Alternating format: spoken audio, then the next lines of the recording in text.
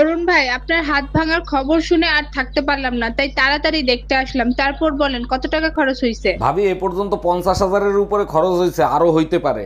বলেন কি অরুণ ভাই, 50,000 টাকা খরচ হয় কি করে? বড় জোর 10,000 টাকা খরচ হইতে পারে।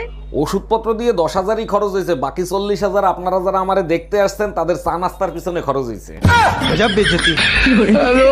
জানো, আমার ছোটবেলায় না অনেক শখ ছিল যার সাথে আমার বিয়ে হবে তার অনেক সেবা করব, তার কাপড় ধোবো, তার জন্য মজার মজার রান্না করে খাওয়াবো। কিন্তু তুমি তো এমন কিছু করোই না।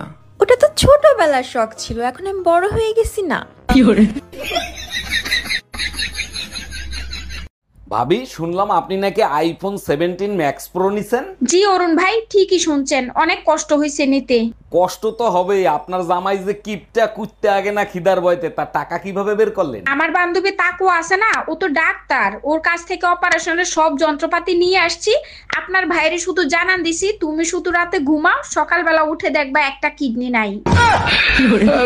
শোনো, পুজোর ছুটি দেশে 5 দিন, তুমি পুজো দেখতে যাবা কবে? শোনো, এবার সিদ্ধান্ত নিচ্ছি, যেখানে যেখানে পুজো হবে সব জায়গার পুজো আমি দেখবো। আমি বুঝি না, দেবী দর্শন করার দরকার একখান পুজো দেখলেই তো হয়, এত পুজো দেখে কি হবে? কারণ মা দুর্গা কোন কোন স্টাইলে অসুর বধ করে সেইটা দেখার জন্য। ভাবি, শুনলাম বিয়ের আগে আপনি নাকি কারো কোনো কথা শুনতেন না, এর জন্য আপনি আপনার মায়ের হাতের মাইরও খাইছেন। অরুণ ভাই, শুধু মায়ের খাই নাই, 3 বেলা ভাতের সাথে ঝাটার বাড়ি ফ্রি ছিল। বিয়ের পরে এত ভদ্র হইলেন কি করে? আজ পর্যন্ত শাশুড়ির সাথে তর্ক পর্যন্ত করতে দেখলাম না। ভদ্র কি আর সাধে হইছি, বিয়ের পর যখন জানতে পারছি সব সম্পত্তি শাশুড়ির নামে। হ্যালো, এই শোনো, আজকে লক্ষ্মী পূজা, সন্ধ্যার আগে ঘরে আসবা, মা লক্ষ্মীর দর্শন করে ঘরে ঢুকবা। সে না হয় চলে আসবো, কিন্তু শুনছি অলক্ষীর ঘরে নাকি লক্ষ্মী আসে না, তাহলে লক্ষ্মী পূজা দিয়ে লাভ কি? আরে বোকা, অলক্ষ্মী তাড়ানোর জন্যই তো লক্ষ্মী পূজা করা হয়, যাতে অলক্ষ্মী বাইরে চলে যায়। বলো কি, তাই নাকি? তাহলে ঠিক আছে, আমি সময় মতো পৌঁছে যাবো। 1 মিনিট, এই ঘরে অলক্ষ্মী কিডা? আজ তুই শুধু বাসায় আয়। আজকে তোমাকে বলতেই হবে, আমাদের বিয়ের পরে কার জীবন বেশি ধ্বংস হয়েছে, তোমার না আমার? আল্লাহ, এটা আবার বলতে হয়? আমি 5 মিনিটের মধ্যে প্রমাণ করে দেখাইতে পারবো আমার জীবন। কিভাবে? কিভাবে বলো? আমাদের বিয়ে হয়েছে কয় বছর? 10 বছর। আমাদের বিবাহ বার্ষিকী কবে? এই তো খায় কোনো কাম পাও না, একটা কথা পাইছো, এটা দেখলে থামাই না, বুঝছো? আসল কথা কও।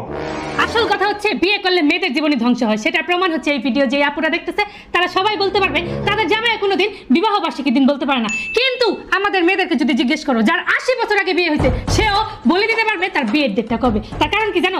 সেই দিনে সেই সর্বনাশটা আমাদের সাথেই ঘটছিল, তোমাদের সাথে তো ঘটেনি। তোমরা ছেলেরা ভাবছো কি সুন্দর বউ আসবে, চমৎকার বউ আসবে, সেক্সি বউ আসবে, আর আমরা ওই দিন থেকে থালি বাসন ধোয়া, বাড়ির কাজ করা, সমস্ত কিছু, রান্না বাড়া থেকে শুরু করা সবকিছু মাথার মধ্যে নিয়ে ঘুরতেছি। তাহলে বিবাহ বার্ষিকীর ডেটটাকে আমরা ভুলবো, তোমরা ভুলবা? তাহলে তার থেকে প্রমাণ হয় না যে মেয়েদের জীবন বেশি ধ্বংস হয়েছে না ছেলেদের জীবন?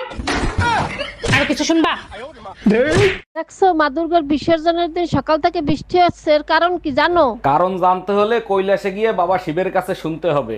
আরে বোকা, মায়ের বিদায়ে সবাই কাঁদে, তার জন্য বৃষ্টি হয়। বেচারা শিব কয়দিন ভালোই ছিল, আবার গিয়ে গলায় পেঁচাবে।